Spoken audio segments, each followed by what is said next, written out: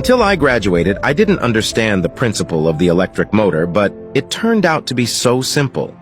If the teacher had taught me this, I would have gotten into Harvard. When we hold two magnets in our hands, they interact with each other.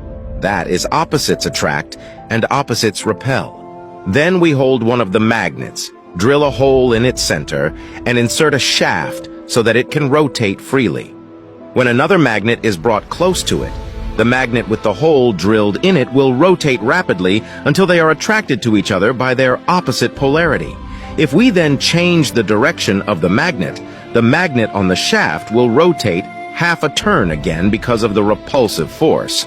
And as long as we don't get tired, we can keep changing the direction of the magnet so that the magnet on the shaft will keep rotating. Next, we got a piece of bolt, wrapped it around a couple of coils of insulated wire, connected the ends of the wire to a power source, and the bolt became an electromagnet. The same phenomenon of opposites attracting the same poles repelling occurs when we bring the previous magnets close together. If we exchange the positive and negative poles of the battery, the polarity of the electromagnet will flip accordingly.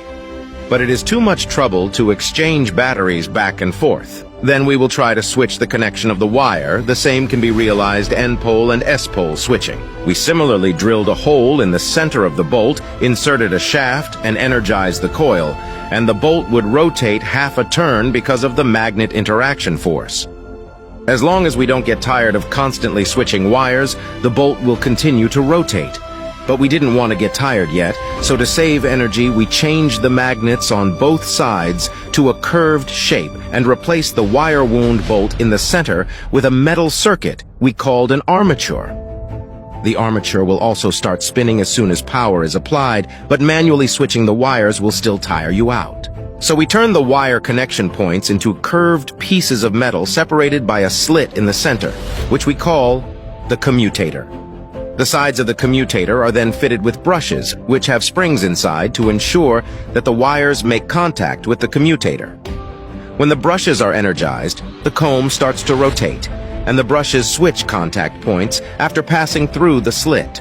Since there are two brushes switching on both sides at the same time, if the current in the armature flowed in this direction before the switching, then the current will be in the opposite direction after the brushes switch the contact points, meaning that the polarity of the electromagnet is constantly switching to keep the comb continuously rotating, just as if we were manually switching the wires so that we don't get tired of it. However, the speed of electric transmission using only one coil of wire was not smooth enough and was prone to lagging.